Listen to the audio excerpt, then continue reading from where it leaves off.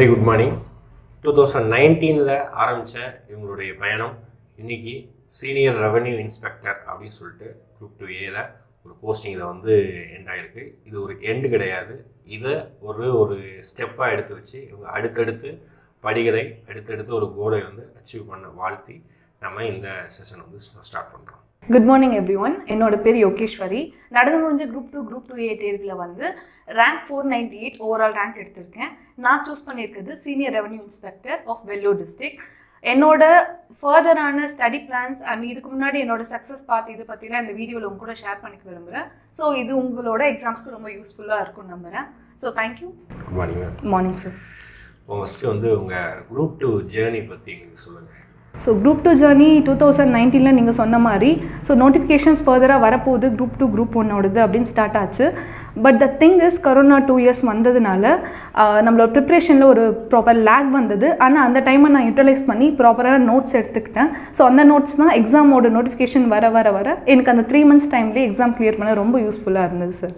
So 2019 preparation 2 years of notes making and test revision எல்லாம் நடந்தது. So 2021 வந்து notification வந்த உடனே என்னோட preparation next stages prelims and mains and இப்போது இன்டர்வியூ ப்ராசஸோடு முடிஞ்சிருக்கு. நெக்ஸ்ட் இப்போ புதுசாக படிக்கிற பசங்களுக்கும் சரி, ஆல்ரெடி படித்த பசங்களும் சரி, இந்த புக்ஸ் அப்படிங்கிற ஒரு கன்ஃபியூஷன் நிறைய இருக்குது. எந்த புக்ஸை படிக்கணும், அங்கே படிக்கணுமா, இதை படிக்கணுமா கன்ஃபியூஷன் இருக்குது. நீங்கள் உங்கள் ப்ரிப்பரேஷனுக்கும் ஜென்ரலாக புக்ஸ் அப்படிங்கிற விஷயத்தில் டிஎன்பிஎஸ்சிக்கு நீங்கள் என்ன ஒரு கைடன்ஸ் கொடுக்குறீங்க? சார் டிஎன்பிஎஸ்சின்னு மட்டும் இல்லை, எல்லா எக்ஸாம்ஸ்க்குமே வந்து நான் சொல்கிறது என்ன அப்படின்னா வந்து start from the basics, stick with the basics.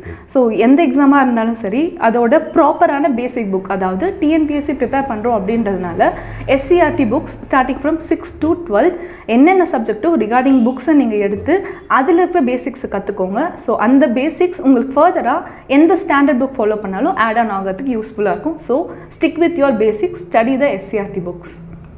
அடுத்து வந்து ப்ரிலிம்ஸோடைய நோட்ஸ் மேக்கிங் ஸ்கில், அது ஒரு ஸ்கில். அது வந்து நம்ம யார்கிட்ட இருந்து நம்ம காப்பி பண்ண முடியாது. அதுக்கு ஜென்ரலாக நம்ம பசங்களுக்கு என்ன ஒரு அட்வைஸ் கொடுக்குறீங்க? ஸோ இது மூவிஸில் சொல்கிற மாதிரி தான் சார். ரேஸ் ஸ்டார்ட் ஆன உடனே ஓடாதீங்க. Take your time and analyse yourself. So எப்போவுமே முதல்ல எல்லாரும் என்ன ஃபாலோ பண்ணுறாங்க, எல்லோரும் எப்படி ஓடுறாங்கன்றதை பார்த்து பயப்படாமல் முதல்ல ப்ரீவியஸ் இயர் கொஷின் பேப்பர் எடுத்துக்கோங்க, கையில் சிலபஸ் வச்சுக்கோங்க. ஸோ ஒரு சப்ஜெக்ட் அப்படின்னா அந்த சப்ஜெக்டில் ஒரு குறிப்பிட்ட பேட்டர்னில் மட்டும்தான் வந்து கொஷின்ஸ் கேட்பாங்க.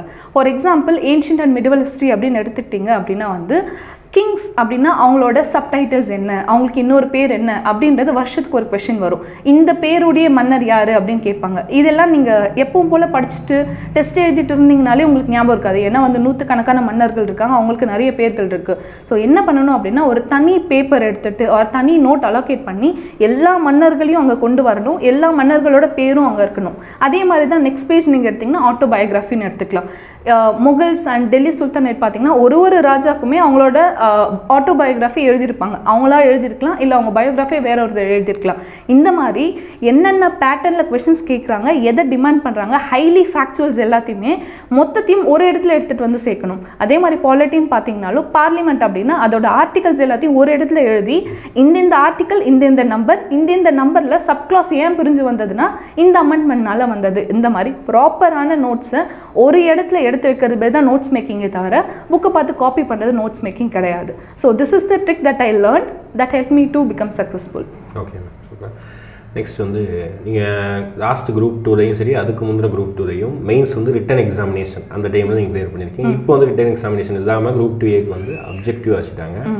இந்த ரிட்டன் எக்ஸாமினேஷன்றது வந்து மெயினாக நம்ம பசங்க, தமிழ்நாட்டு பசங்க ரொம்ப ஸ்ட்ரகிள் பண்ணுற மாதிரி அவங்களே ஃபீல் பண்ணிக்கிறாங்க. அப்போ இந்த ரிட்டன் எக்ஸாமினேஷன் அது அவ்வளோ கஷ்டங்களா, இல்லைன்னா அந்த ரிட்டன் எக்ஸாமினேஷன் எப்படி வந்து அதை டேக்கிள் பண்ணுறதுக்கு ஒரு அட்வைஸ் பண்ணுறேன். So starting with group 4 group 2A தான் நான் எழுத போகிறேன், எனக்கு ப்ரிலிம்ஸ் டைப் படித்தாலே போதும், எனக்கு அப்ஜெக்டிவே போதும்னு நினைக்கிறீங்க.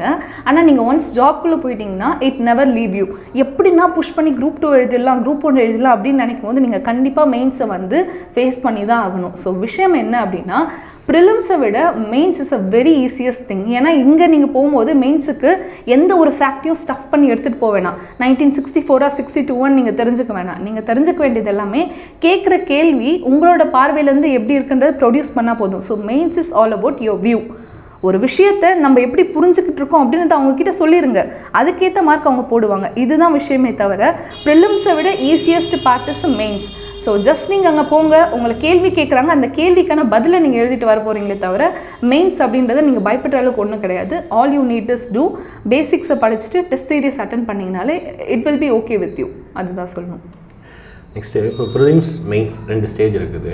ஒரு இதில் வந்து இப்போ ப்ரிலிம்ஸ் படிக்கிறாங்கன்னா பசங்க வந்து ஒரு சில விஷயத்தை செய்கிறாங்க, ஒரு சில விஷயத்தை செய்யக்கூடாது. அதாவது படித்த விஷயத்தையே திருப்பி படிப்பாங்க, அதாவது எது கொஸ்டின் வராதோ அதையே திருப்பி படிக்கிறாங்க. அதனால் உங்களுடைய அட்வைஸாக ப்ரிலிம்ஸில் டூஸ் அண்ட் டு நாட்ஸ், அதே மாதிரி மெயின்ஸில் டூஸ் அண்ட் டு நாட்ஸ், அது என்னெல்லாம் செய்யணும், என்னெல்லாம் நீங்கள் செய்யக்கூடாது அப்படின்றத சொல்லுங்கள். ஸோ ஒன்றும் இல்லை சார், ப்ரிலிம்ஸ் அண்ட் மெயின்ஸ் எல்லாத்துக்குமே பேசிக்காக டூஸ் அப்படின்னா என்ன அப்படின்னா, பெரும்பான்மையான கேள்விகள் எதுலேருந்து வருதோ 80% ஆஃப் கொஷின்ஸ் ஒரு 30% ஆஃப் சிலபஸ்லேருந்து தான் வரும். அந்த 30% எதுன்னு கண்டுபிடிச்சி அதை படிக்கணும், அதை ப்ரியாரிட்டைஸ் பண்ணணும், அதை ரிவைஸ் பண்ணணுன்றது தான் வந்து டூஸ். டோன்ட்ஸ் என்ன அப்படின்னா, கேள்வி அந்த 20% கேள்வி கேட்குற அந்த மொத்த 70% சிலபஸ் இருக்கு இல்லையா, அதை நீங்கள் எத்தனை முறை படித்தாலும் அதுலேருந்து 20 இல்லைன்னா 40 கேள்விகள் தான் வருன்ற பட்சத்தில் அதுக்கு ஸ்ட்ரெஸ் பண்ணி இம்பார்ட்டன்ஸ் கொடுக்காதீங்க. எந்த சப்ஜெக்டாக இருந்தாலும் பேசிக் புக்கை படித்து எக்ஸ்ட்ராவாக ஒரு புக் ரெஃபர் பண்ணணுமே தவிர ஒரு சப்ஜெக்ட்டுக்கே வந்து உங்களோட டைமை நீங்கள் ஸ்பெண்ட் பண்ணாதீங்க. இருக்கிற 3 மாதம் 10 சப்ஜெக்ட்டுக்கு தானே தவிர ஒரு சப்ஜெக்ட்டுக்கோ 2 சப்ஜெக்ட்டுக்கோ இல்லை. This is the don't. So எல்லாத்தையுமே வந்து செக்ரிகேட் பண்ணுங்கள். முக்கியமானதை முதல்ல படிக்கணுன்றது டூ, தேவையில்லாததுக்கு டைம் இன்வெஸ்ட் பண்ணுறது it's a don't. So don't invest your time and energy for a very minimal thing. அதுக்கு இன்வெஸ்ட் பண்ணாதீங்க. ஓகே. நெக்ஸ்ட்டு இப்போ நோட்டிஃபிகேஷன் இப்போதைக்கு குரூப் 2க்கு வரப்போகுது நெக்ஸ்ட் கம்மிங் வீக்கில். இப்போ இந்த நோட்டிஃபிகேஷன் வந்ததுக்கப்புறம் எக்ஸாம் கிட்ட நெருங்க ஒரு டே, அதாவது 1 டே எடுத்தீங்கன்னா நீங்கள் அந்த எக்ஸாம் டைமில் எப்படி அந்த 1 டேவை நீங்கள் எப்படி ஸ்பெண்ட் பண்ணீங்க? ஸோ 1 டே அப்படின்றது ஆக்சுவலி வந்து 3 மாதம் நம்மளோட எக்ஸாமுக்கு அவங்க கொடுக்குற டைம். 3 மாதத்தில் ஃபஸ்ட்டு 1 மந்த் நான் எப்போவுமே பேசிக்காக சோர்ஸஸை மட்டும் மினிமலைஸ் பண்ண பார்ப்பேன். அதாவது ஒரு புக் ஃபுல்லாக படிச்சுட்டு அதை வெறும் ஒரு சின்ன சோர்ஸாக வந்து மாற்றுறதுக்கு தான் பார்ப்பேன். இது என்னோட 1 மந்த். அடுத்து இருக்கிற 2 மாதம் வெரி க்ரூஷியல். அதில் என்ன நடக்கும்னா, ஒரு நாள் ஃபுல்லாக ரிவிஷன் நடக்கும். நெக்ஸ்ட் டே மார்னிங் அந்த படித்ததோட கன்சைஸ் பார்ட்டை நான் ரிவைஸ் பண்ணுவேன். ஒரு நாள் ஃபுல்லாக ரிவைஸ் பண்ணிவிட்டு மறுநாள் மார்னிங் அதை ரீகால் பண்ண பார்ப்பேன். அதே மாதிரி தான் நடக்கும். ஸோ ஒரு நாள் அப்படின்றது மேக்ஸுக்கு எப்போவுமே 1 to 1.5 hour ஒதுக்கிடுவேன். மீதி இருக்கிற டைமில் ஏதாவது மேஜரான 2 சப்ஜெக்ட், இதை polity of history or economy or geography இந்த மாதிரி படிக்கிறதுனால ஈஸியாக வந்து மைண்ட் வந்து எக்ஸாஸ்ட் ஆகாது. So maths and 2 major subjects and revision, இந்த 4 பார்ட் தான் என்னோட 1 டே. நெக்ஸ்ட்டு படிக்கக்கூடிய பசங்க ஃபஸ்ட்டு வரும்போது ஒரு வேகத்தோடு ஒரு உத்வேகத்தோடு வராங்க. அப்புறம் கொஞ்சம் நாட்கள் போக போக வந்து கொஞ்சம் அவங்க என்ன செய்கிறாங்கன்னா அந்த டிமோட்டிவேட் ஆகிறாங்க. கண்டிப்பாக பசங்களுடைய அந்த மோட்டிவேஷனுக்காகவும் அந்த ரிவிஷனுங்கிறது வந்து எக்ஸாமில் மிகப்பெரிய ரோல். ஓகேங்களா? ஏன்னா படிக்கிறத விட ரிவிஷனுங்கிறது முக்கியம். இந்த மோட்டிவேஷனுக்கும் ரிவிஷனுக்கும் உங்களுடைய டிப்ஸ் என்ன?